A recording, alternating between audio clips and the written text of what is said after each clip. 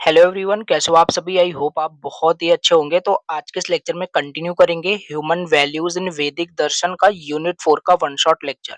आज के इस लेक्चर में यूनिट 4 उपनिषद एंड वेदांत दर्शन का कंप्लीट वन शॉट यानी फिलॉसफी ऑफ गॉड का कंप्लीट वन शॉट यहाँ पे फिनिश करेंगे, राइट।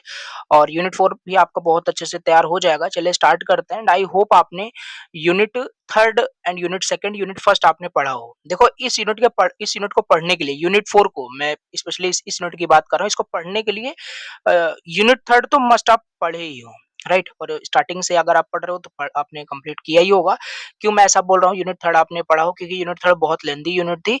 मतलब फोर्थ जो इस यूनिट पे काफी सारे जो टॉपिक्स दिए हैं ना, जैसे यहाँ पे देखो फोर क्वालिफिकेशन ऑलरेडी कवर्ड है। नेचर ऑफ जो आत्मा करके दिया हुआ है, ये ऑलरेडी हमने कवर किया है यूनिट थर्ड में। मेथड्स ऑफ उपासना वर्शिप्स, कितने मेथड्स के होते हैं, राइट, ये सब कवर कर रखा है, इसलिए बताया यूनिट थर्ड आपने देखा हो। ये सब यहाँ पे मैं दोबारा रिपीट नहीं करने वाला, यहाँ पे बस मेंशन कर दिया है ऑलरेडी कवर्ड करके, ठीक है। बाकी यहाँ पे और जो अलग अलग टॉपिक्स दिए हैं, सब कुछ यहाँ पे मैं कवर कराऊंगा। तो मस्ट आप इस सीक्वेंस से देख रहे हो, यूनिट फर्स्ट से अगर आप देख रहे हो ना, तो चीजें आपको समझ में भी आएगी, रटना नहीं पड़ेगा। चलिए स्टार्ट करते हैं। फर्स्ट टाइम विजिट किया हो प्लीज सब्सक्राइब करना और प्लीज लेक्चर को लाइक कर देना। कोई भी अगर डाउट हो तो आप कमेंट करके पूछ सकते हो। प्लेलिस्ट को जाके देखना, एग्जाम टाइम में सारे यूनिट अपलोड हो गया होगा। अदर भी सब्जेक्ट्स के वन शॉट जाके आप देख सकते हो। और प्लीज सब्सक्राइब करना भूल जाते हो, आई नो, बट सब्सक्राइब कर देना और लाइक कर देना। फिर स्टार्ट करते हैं, ठीक है। चलो स्टार्ट करते हैं।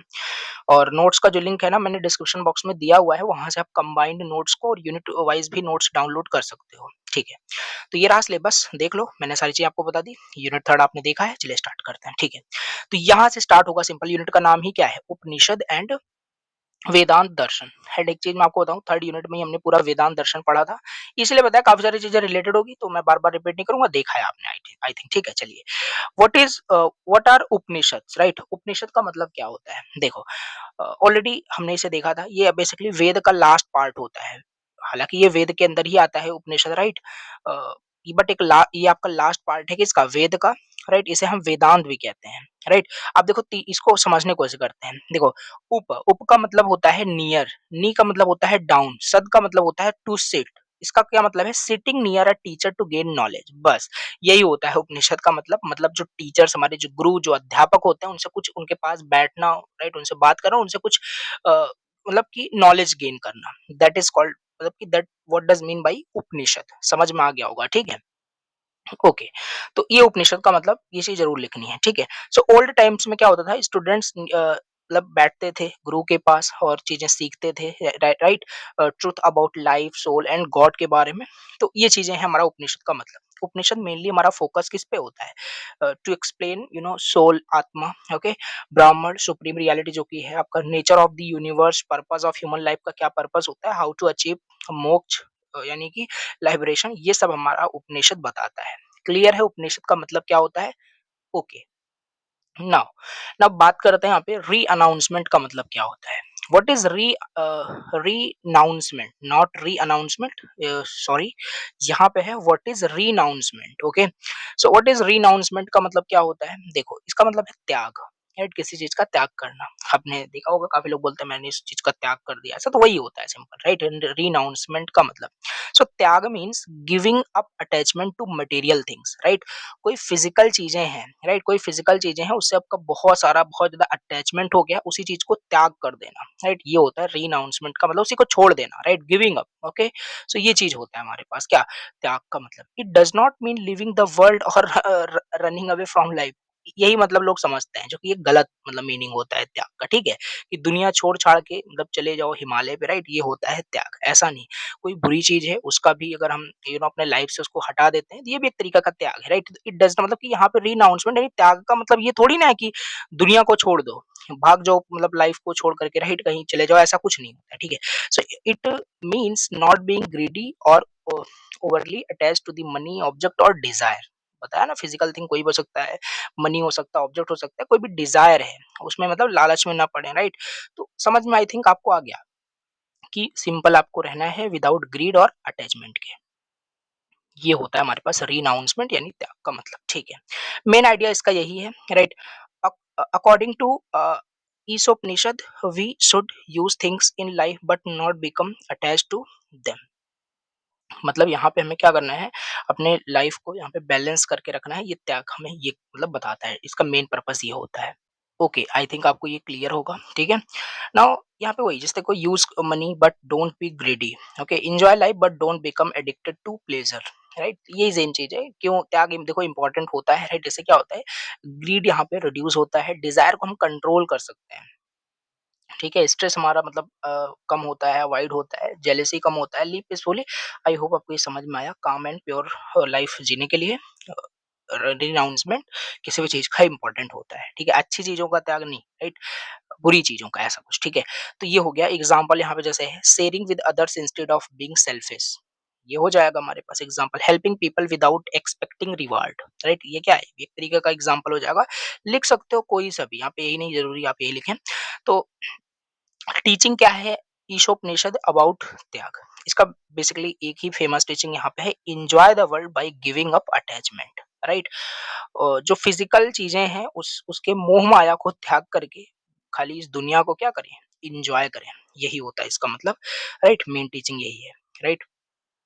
ओके, क्लियर हो गया होगा ये चीजें। रीअनाउंसमेंट का मतलब क्या है, ठीक है। अब बात करते हैं व्हाट इज कर्म योग, राइट। चलिए इसे समझते हैं, और ये भी ऑलरेडी हमने यूनिट थर्ड में देखा है, बट फिर भी यहाँ पे समझ लेते हैं, ठीक है। काफी चीजें यहाँ पे रिपीट हो रही है यूनिट थर्ड की, ओके। कर्मयोग का मतलब है डूइंग एक्शंस और ड्यूटीज सेल्फलेसली, मतलब कि अ, अपना कर्म करना बिना रिवार्ड का एक्सपेक्टेशन रखे हुए, ठीक है। तो ये चीजें हमारे पास क्या होता है, कर्म योग। कर्म का मतलब वही एक्शन, काम करो, राइट। काम काम करो, फल की चिंता ना करो, राइट, ऐसा।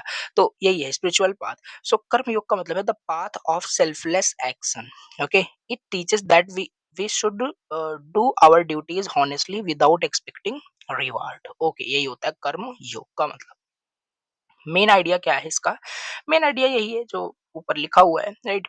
सेल्फलेसली आपको काम करना है, do your work sincerely but do not be attach to the result, right. Result को लेकर से आप, ऐसा नहीं है कि आप पढ़ाई कर रहे हो रिजल्ट को लेकर बहुत परेशान हो। अच्छे से पढ़ाई करो, और वहाँ पे क्या है, रिजल्ट के अटैच मतलब रिजल्ट से अटैच नहीं हो जाना है कि इतना आएगा उतना आएगा, ऐसा कुछ, ठीक है। समझ में आ रहा होगा आई थिंक।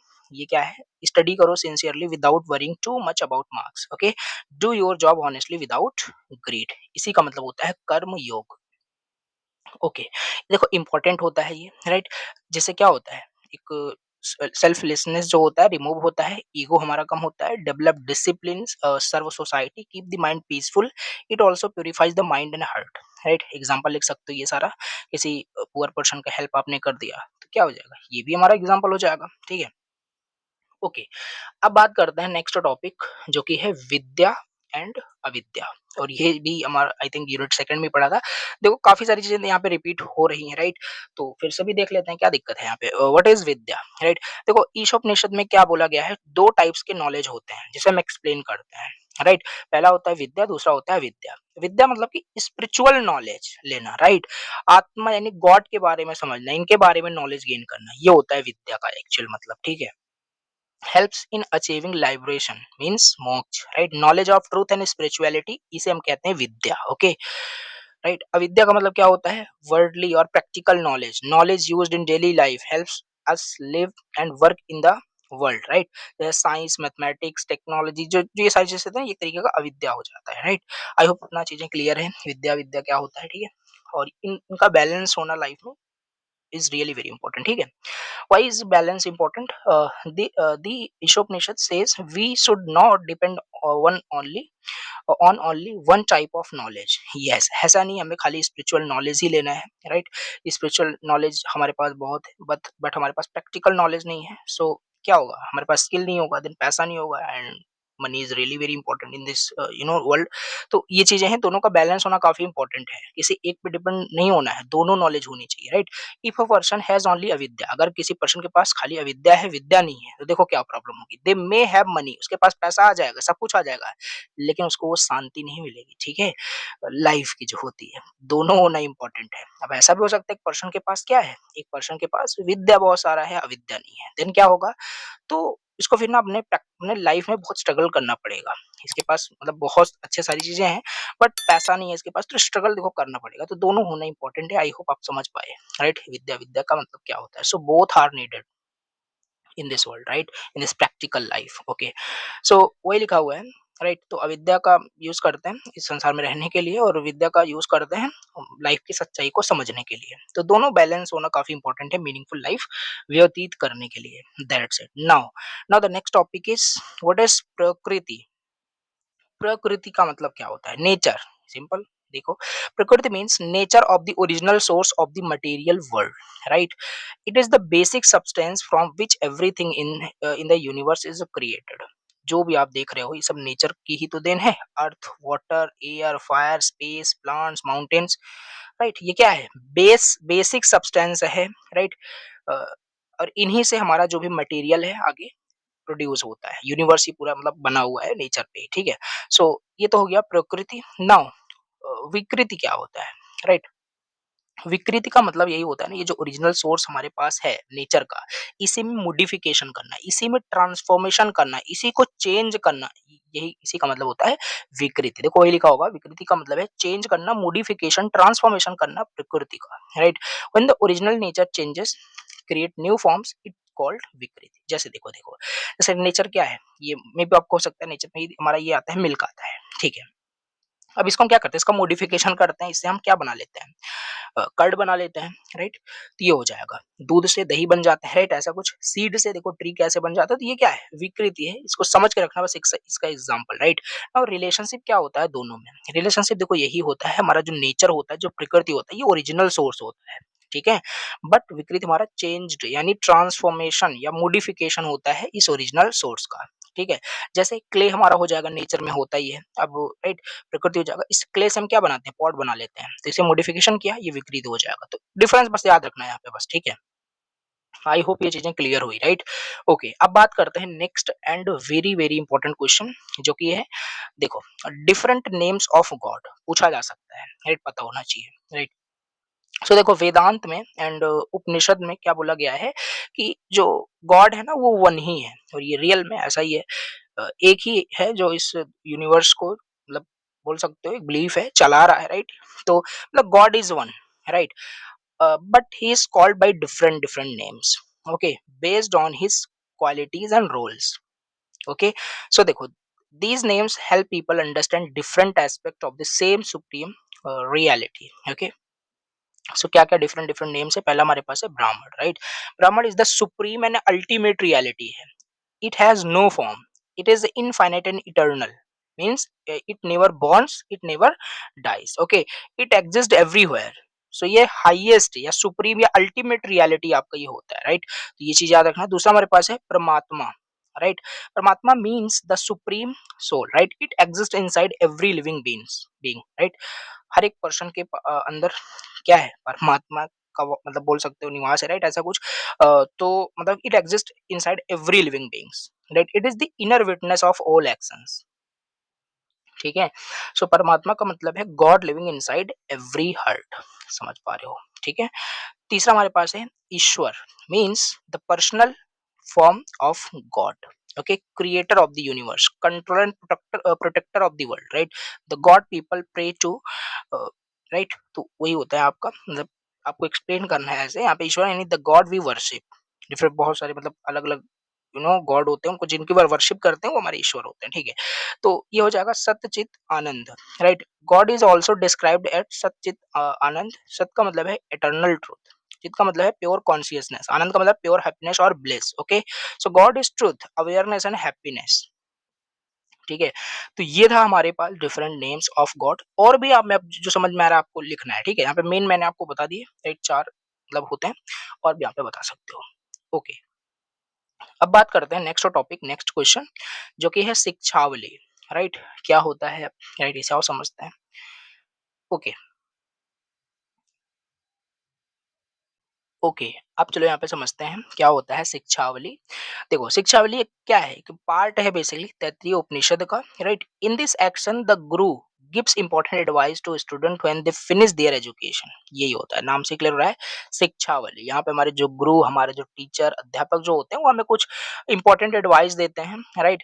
जब हमारा एजुकेशन कंप्लीट हो जाता है, राइट? और ये मतलब बोल सकते हो मतलब यूनिवर्सल मतलब एडवाइस होता है, राइट, जो हमेशा काम आता है, ठीक है। So these teachings guide students on how to live a good and moral life, right.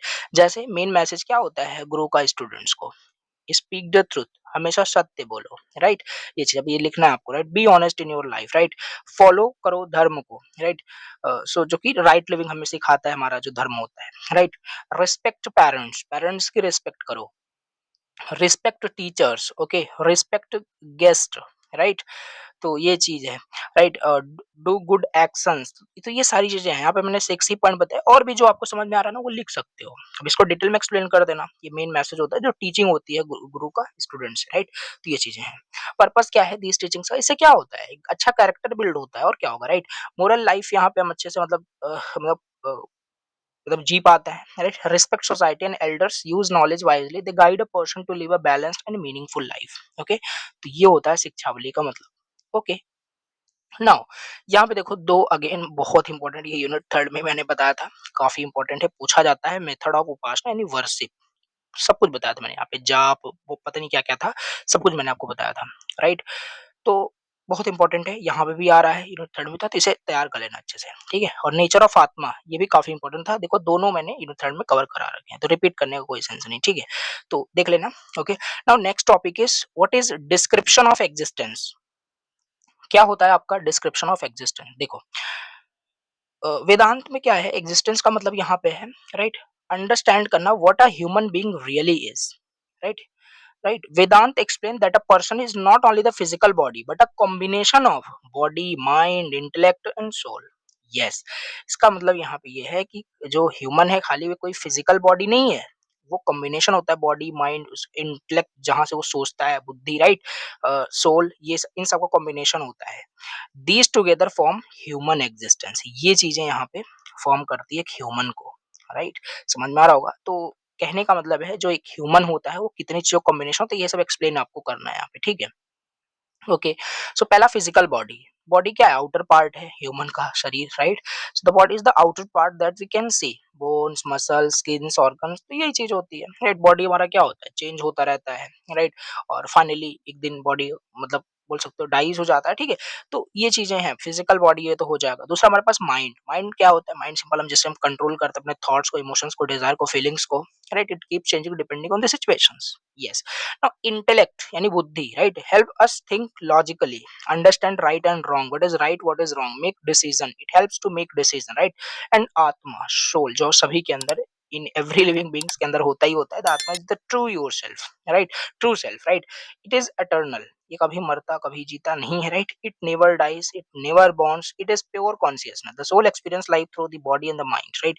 Purpose क्या है, पर्पस यही है, राइट। हम अब ट्रू नेचर को समझ पाते हैं, बैलेंस लाइफ जी पाते हैं, reduce stress and attachment, focus on spiritual growth, ठीक है। तो ये चार चीजें थी, आपको इसमें लिखना है, ठीक है।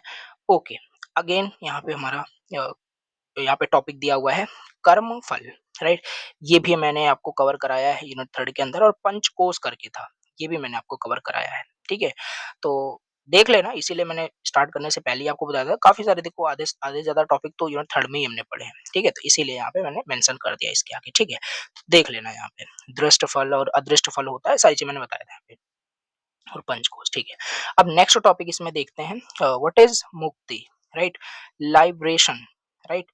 लिबरेशन क्या होता है, मुक्ति यानी मोक्ष, यानी फ्री हो जाना सभी सफरिंग से, राइट, ये चीज।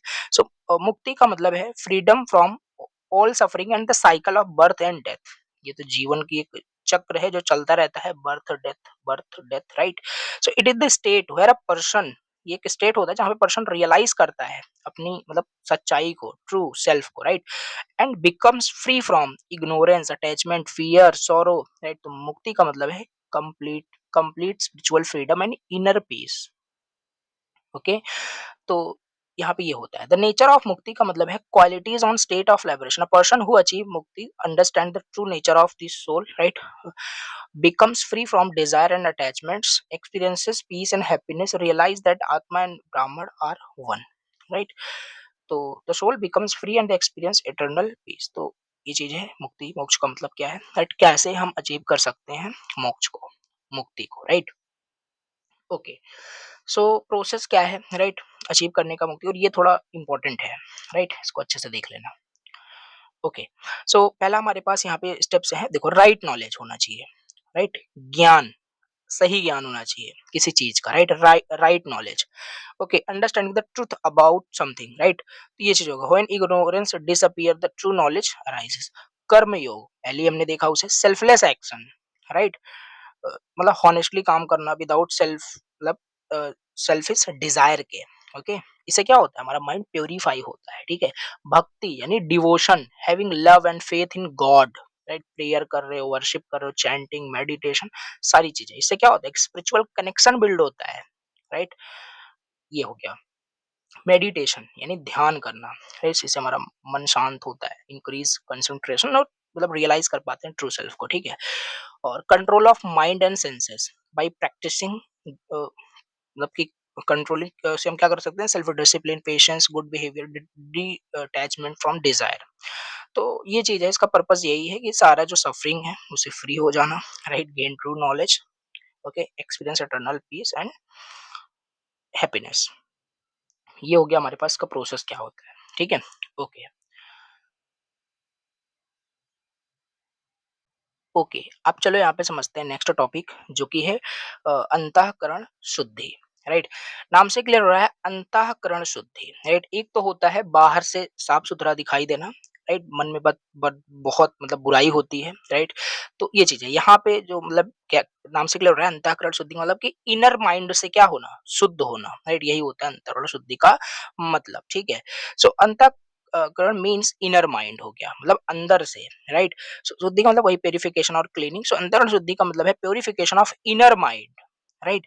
It means removing negative thoughts and emotions from the mind, from the heart. Okay, so what is अंतःकरण? इनर माइंड, वही देखो, मनुष्य का बुद्धि और मेमोरी, अहंकार, ego, तो ये सब हमारा मतलब अंतःकरण इनर माइंड हो जाएगा, राइट? और इसी को क्या करना, सिंपल प्यूरिफाई करना, क्लीन करना, यही होता है आपका अंतःकरण शुद्धि का मतलब। कैसे हम अचीव कर सकते हैं, राइट? कैसे प्योरीफाई कर सकते हैं इनर माइंड को? गुड एक्शन, कर्म योग, डिवोशन, मेडिटेशन करके, मोरल लिविंग करके, राइट? धर्म को फॉलो करके, ठीक है? तो राइट नॉलेज होना चाहिए। तो काफी सारे पॉइंट्स यहाँ पे लिख सकते हो, ठीक है? तो ये हो जाएगा अंतःकरण शुद्धि का मतलब। अब बात करते हैं यहाँ पे नेक्स्ट टॉपिक, जो कि है कैरेक्टरिस्टिक्स ऑफ परमात्मा ब्राह्मण, राइट? और कैरेक्टरिस्टिक्स ऑफ ईश्वर, दोनों को समझते हैं, ठीक है? तो परमात्मा और ब्रह्मांड इज द सुप्रीम रियलिटी होता है वेदांत फिलॉसफी में, अभी हमने देखा। इसका कैरेक्टरिस्टिक्स ये है कि इटर्नल होता है, नित्य होता है, मतलब ये चीज है ना, मतलब कि मतलब कि परमानेंट होती, it has no beginning and no end, it always exist. और ये अनंत होता है, infinite, it has no limit, it is present everywhere in the universe. Formless होता है, राइट? फॉर्मलेस होता है, it has no physical shape और body. Pure consciousness, it is the source of knowledge and awareness. Satyachit Anand यानी Brahman is the described, ये तो already बताया, eternal truth, pure consciousness, pure bliss. ये हमारे कैरेक्टरिस्टिक्स हो जाएंगे परमात्मा ब्राह्मण के, right? Characteristics of Ishwar, right? Right, तो ये पर्सनल फॉर्म ऑफ गॉड होता है जिसे हम वर्शिप करते हैं डिफरेंट डिफरेंट फॉर्म में, right? So creator of the universe, right? Ishwar creates the world, preserver and protector, main ये प्रिजर्व करते हैं, प्रोटेक्ट करते हैं हम सबको, राइट? डिस्ट्रॉयर, पूरे यूनिवर्स को डिस्ट्रॉय भी कर सकते हैं, all powerful, right? Has unlimited power, all knowing, सब कुछ पता होता है इनको, right? So compassionate and just, give result of action यानी कर्मफल, जैसे करोगे वैसे आपको रिजल्ट मिलेगा, ठीक है? ईश्वर इज द पर्सनल गॉड, ये तो ऑलरेडी हमने देखा, ठीक है? तो ये कैरेक्टरिस्टिक्स आपका हो जाएगा। एंड यहाँ पे लास्ट टॉपिक इसमें है फोर क्वालिफिकेशन, साधना चतुष्टया, राइट? ये भी काफी इंपॉर्टेंट था, and we have already covered in unit third. एंड इसी के साथ आपका ये यूनिट 4 का कंप्लीट वन शॉट हो गया फिनिश। देखा आपने कितनी छोटी यूनिट थी, छोटी नहीं, लेकिन क्योंकि यहाँ ऑलरेडी हमने यूनिट थर्ड में पढ़ रखा है, सो इस वजह से काफी जल्दी खत्म हो गया, ठीक है? तो सारे टॉपिक्स मैंने कवर करे, बट मैं फिर से आपको एक बार सिलेबस दिखा देता हूँ जिससे कोई डाउट ना हो। तो ये रहा सिंपल आपका यूनिट 4 का सिलेबस। देखो सारे टॉपिक्स मैंने कवर कराए हैं यहाँ पे, राइट? तो ये हो गया।